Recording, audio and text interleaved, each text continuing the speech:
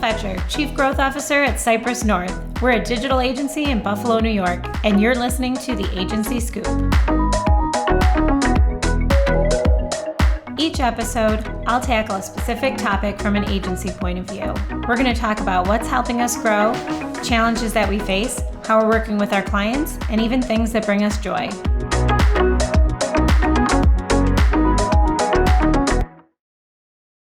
Welcome to this month's episode of the Agency Scoop.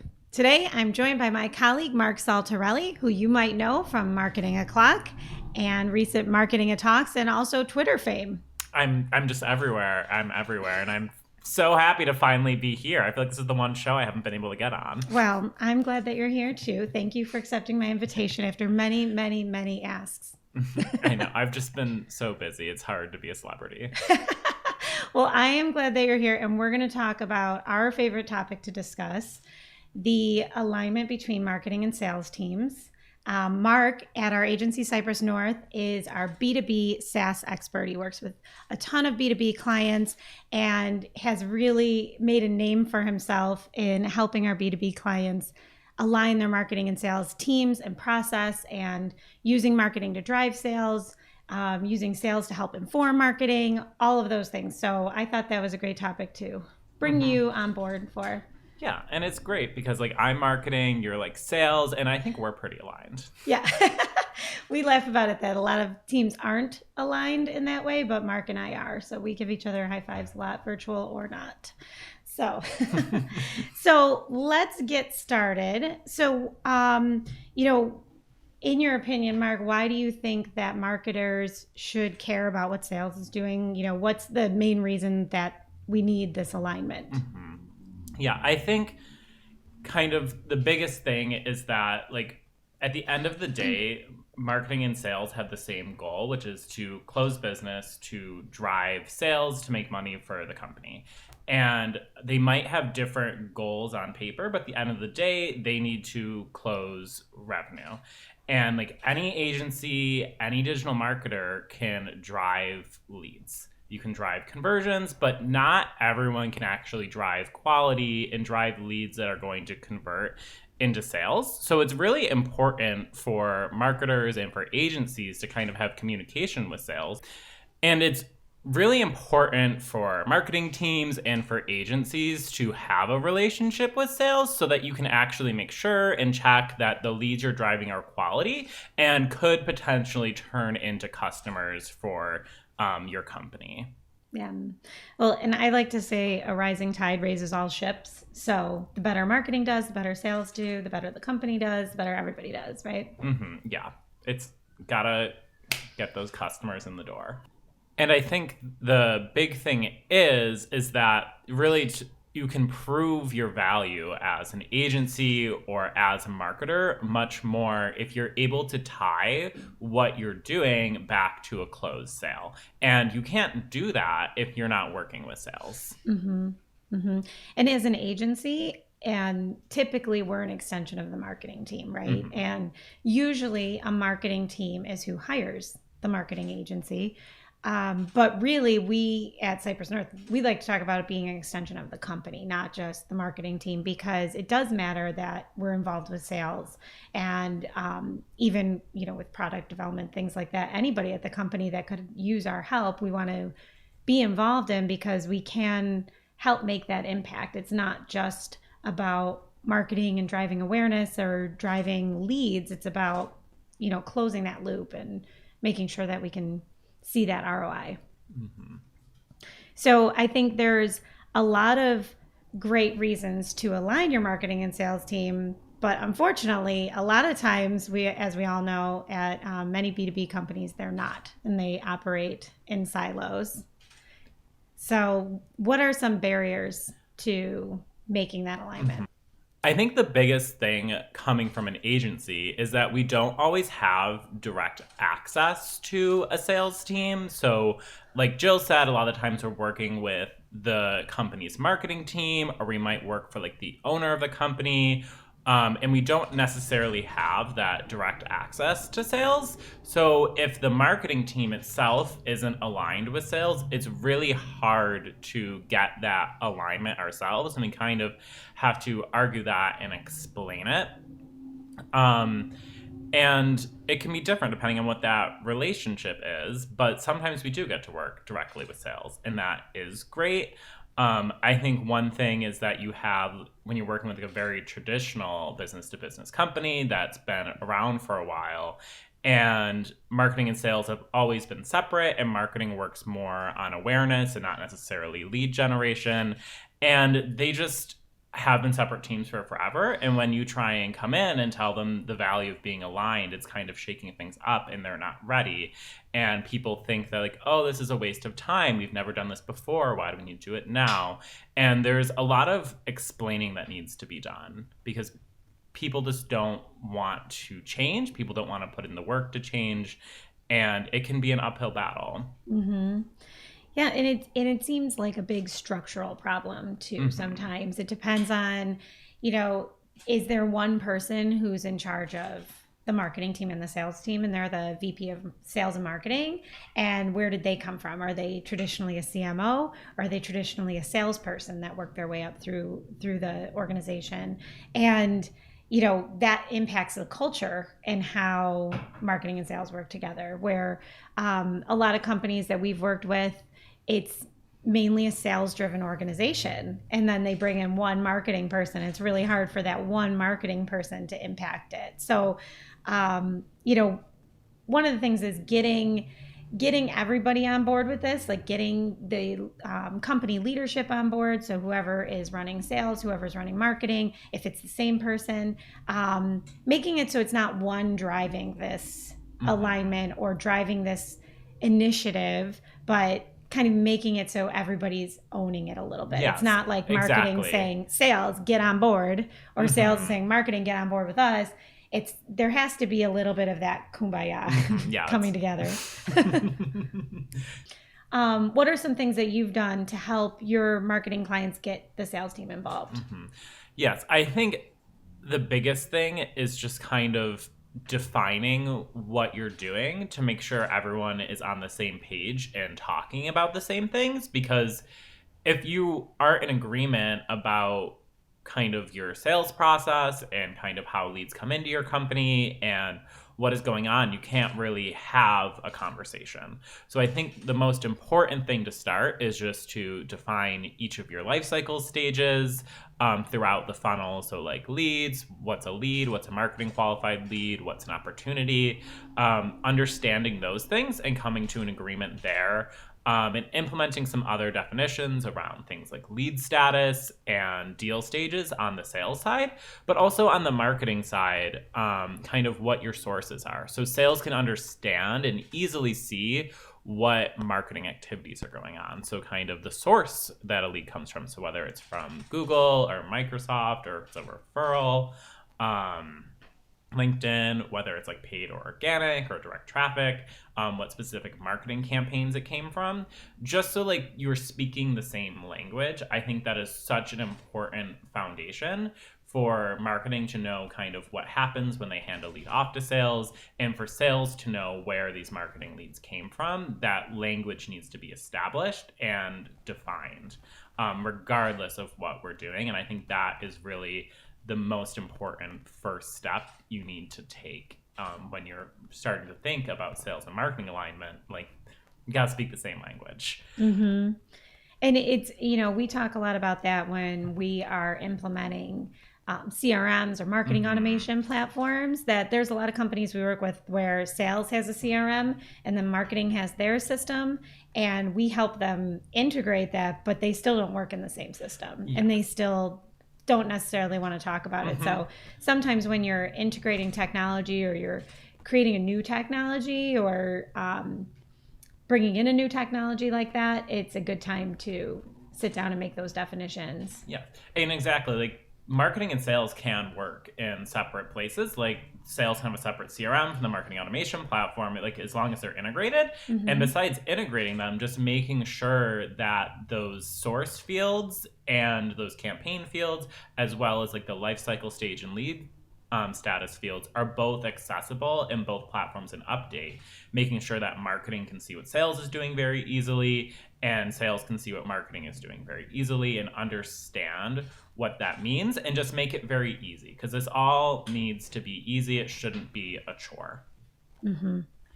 I think the other thing that's really important that is very simple as well is SLAs, so service level agreements.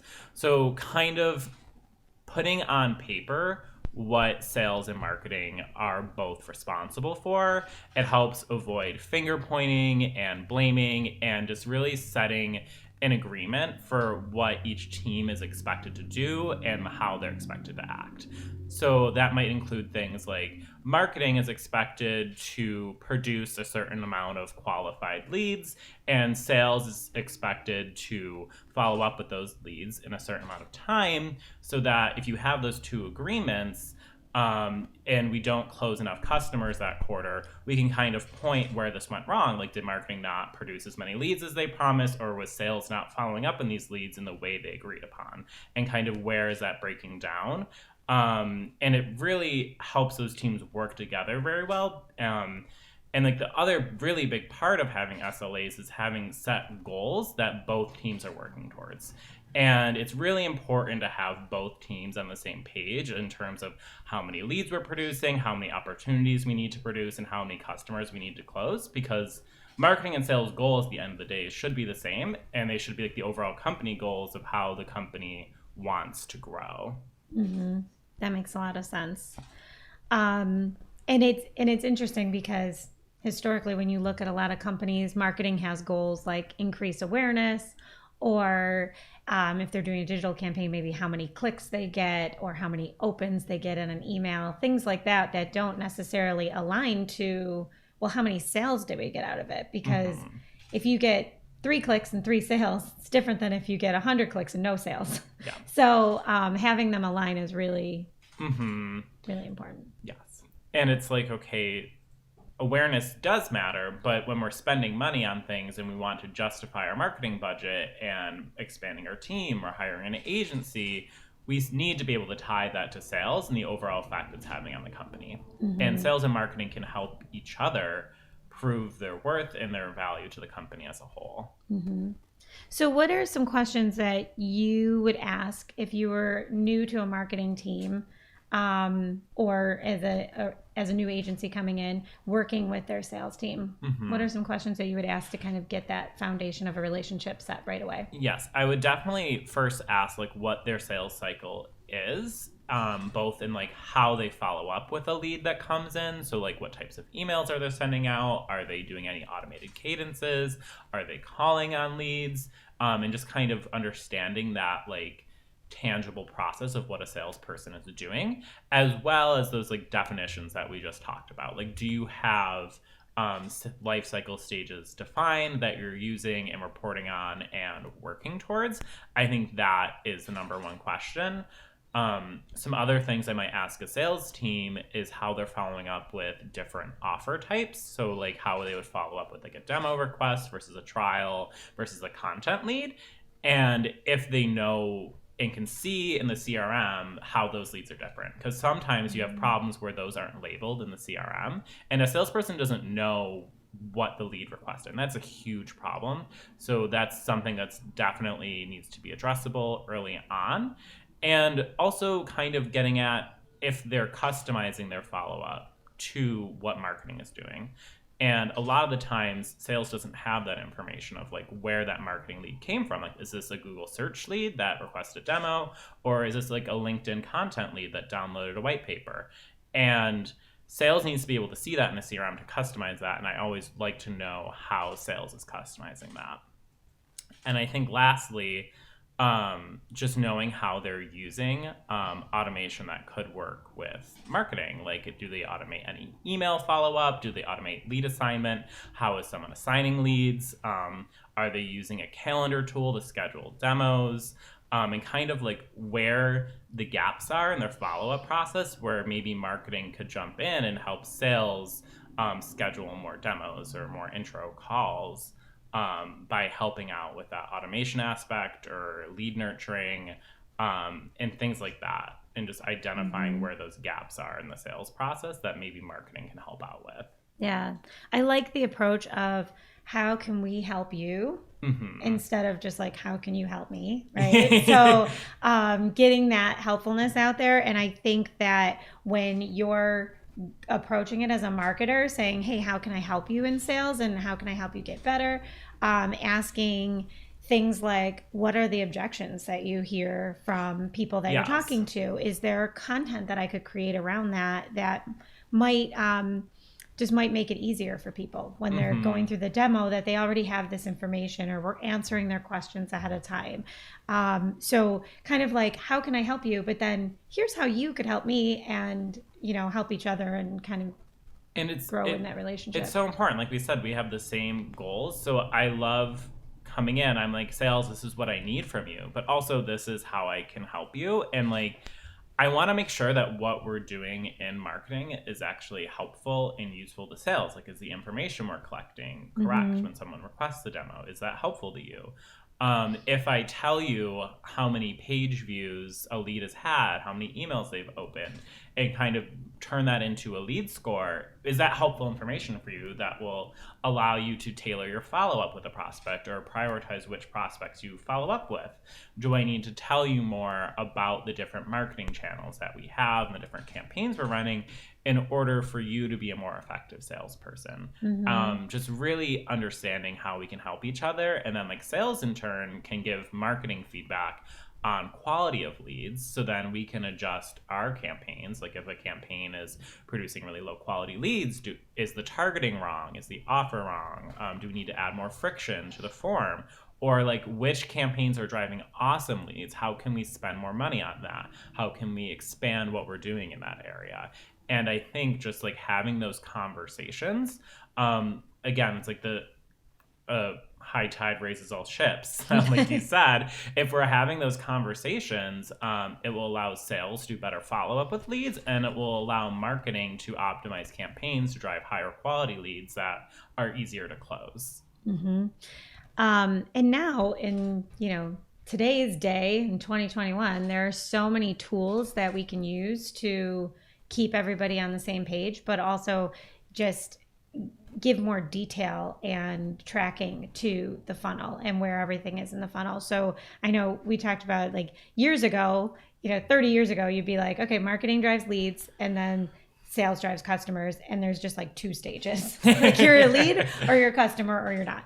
And there were, two layers in that funnel. And now there's so many ways to track and see the ROI at each stage of the funnel. So you can have good conversations about, here's all these leads that are kind of still way up in the funnel. They're in our database, but they're not making their way down. Here's what a marketing qualified lead is. Here's what a sales qualified lead is. And, tracking them along the way. And I think having those conversations with sales along the way of, okay, now we have 5 people here in this part. Let's really focus on who they are and what we did to get there and how we can make it better. Yeah, I think that is a really good point, going back to like those definitions where we talked about lead status. That is always one of the first things I make sure to define with a new sales team that I'm working with, is kind of depending on what their lead status is, how I know if a salesperson like knows they have a lead. So like changing it from like new to open, that they like know they have this lead and that they're going to start reaching out to it. And then how I know when a salesperson has connected with that lead, so they've started talking to them and had an actual call or like an email response, and how I know when a salesperson has qualified that lead. And I make sure that we can easily see that using lead status and lifecycle stage in the CRM, so that I know if a salesperson is having trouble getting in contact with a lead, that we can use marketing automation to re-engage that person and kind of nurture them for the salesperson. So whether that's via email cadences, whether it's CRM retargeting, whether it's customizing things on the site for that prospect or group of prospects rather, doing whatever we can to help out that salesperson get in touch with that lead.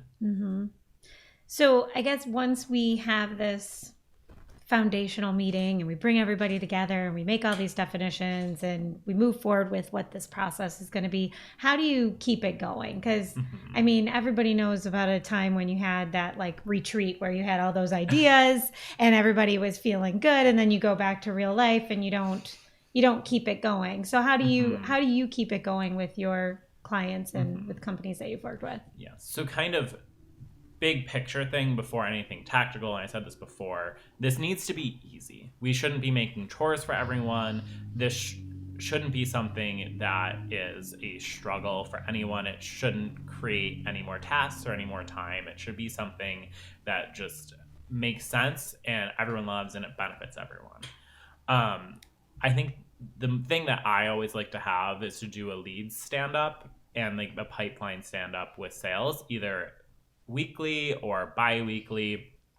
And I know some people listening might be like, ugh, another meeting. Like, I can't, like, I'm not getting on this Zoom call to talk about the leads that marketing is producing. But these meetings are so important. And you can think about it as that you're taking a half hour out of your day to save you hours later.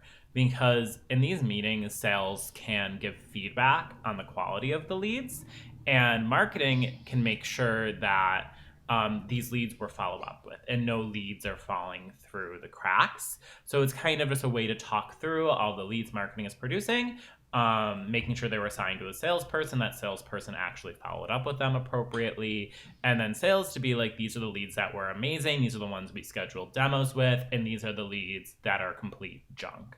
And we can kind of use that conversation to improve conversions down the funnel, get feedback on lead quality, optimize marketing campaigns, and help sales with how they're following up with different types of leads. So by doing that, marketing will be able to drive higher quality leads over time, and sales will get the information they need to tailor those conversations appropriately. So over time, these meetings will help sales have to do less work selling on specific leads.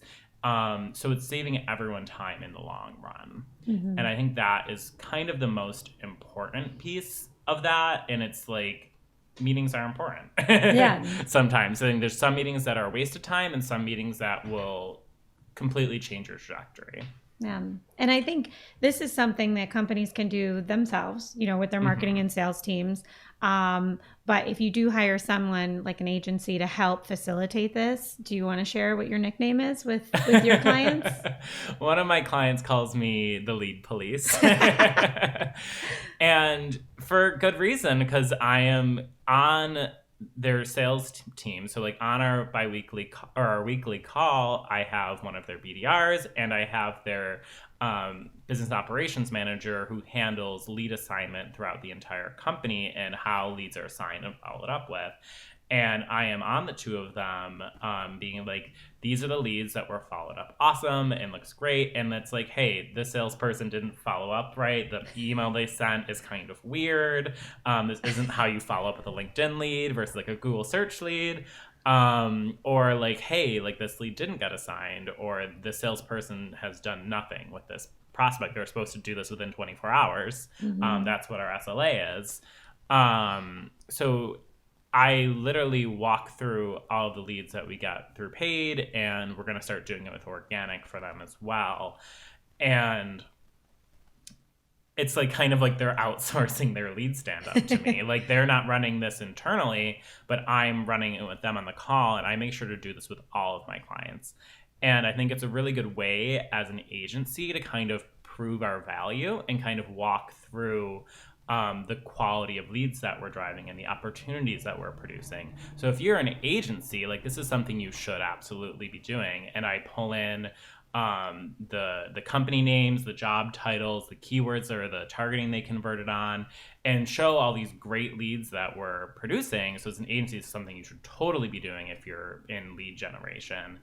And I think they really appreciate it because they know the value of these leads that they're producing, and they want to make sure that their sales team is getting the most value out of our relationship. And I think it's a really good check-in for them to be like, all of these leads that became opportunities, they had this same question, or they had this trouble. So if you're driving appointments for a meeting, and then every time the salesperson has a meeting, the person comes to the building and can't find the door they're supposed to go in or whatever, they can tell marketing, okay, well, when you send out that email, can you change it so that it gives them better instructions? Or can you give them these frequently asked questions before the meeting, because I get these same 3 questions at the beginning of every appointment. Can we create content around that or something? So I just think those are so helpful, and I love that they call you the lead police. I think of you as more of a moderator, but yeah, I think, but I like that they call you the police. I don't know if police is the right term that I want. Maybe I don't know. They say it in the nicest way. Yes. They mean it. I'm like the lead detective because I'm figuring out what's going on. Yeah. Nice. So anything else that you would add from an ongoing standpoint of what people should be thinking about or doing to keep this relationship going? Mm-hmm. Yeah, I think the other, like on the technology side, is making sure that your marketing automation platform is making life easier for both your marketing and sales teams. So how can we use lead nurturing, either through email nurtures, or even now you can do it through text messages and CRM remarketing, to kind of nurture those content leads to a marketing qualified lead, or whether it's to bring old MQLs back to the table, using that piece to kind of facilitate that handoff. If it's implementing like calendar tools like Calendly or HubSpot meetings to schedule demos, help sales do that. Because like a calendar tool is like the simplest thing, and marketing and sales can implement it together on thank you pages or in emails. And I've literally seen it increase like marketing qualified lead to sales qualified lead conversion rate by 40 to 60%. It's crazy. This thing, it's just make life as easy as possible for your prospects. And like doing that's making it easy for marketing. It's making it easier for sales. It's making it easier for your leads. That is great. And I also think within the marketing automation platform, you can actually implement parts of your SLAs in there. So if you have certain SLAs about when a salesperson should be following up with a lead within a certain amount of time, you can automate that assignment of the lead to the salesperson, and then you can create a task for them with a due date and all the information about where the lead came from. And I think that is fantastic, and it kind of holds both sides accountable, making sure that marketing is passing out the leads properly and sharing all the information they have, and ensuring that the salesperson is held accountable to follow with that lead appropriately. And then lastly, I mentioned it before, but lead scoring. So how can we take all of the marketing engagement and the demographic information we're collecting on a lead and kind of put that into a score that helps sales follow up with leads appropriately? So there's kind of like 2 ways we can use a lead score. Like we can use it to mark a content lead as someone who's really qualified and that sales should follow up with, even though they didn't officially request a demo. And they can secondarily use it to prioritize which leads they should spend more time on. And it's just kind of, we collect so much information as marketers, and if we don't put this into a format that sales can understand and can use and tailor those conversations appropriately, like we're wasting our time collecting that information. So it's really on marketing to make sure that the information we're collecting is easily digestible by sales. Well, I think that this was super helpful. Our ultimate goal with our clients when we work with them on a B2B side is just to make sure that they're working as one team, and as much as we can facilitate that, the better. So I think all of this was really helpful advice and information, and I'm so glad that you joined us today for the Agency Scoop. I hope you'll come back again and talk more about marketing and sales. You call, I'll be here. Okay. I know where to find you. All right. Well, thank you for joining us on this month's episode of the Agency Scoop, and we'll see you next time. Thanks for joining us for this episode of the Agency Scoop. If you liked what you heard, you can subscribe so you don't miss a show. You can also find us on the Cypress North YouTube channel or follow the Agency Scoop on Twitter and LinkedIn.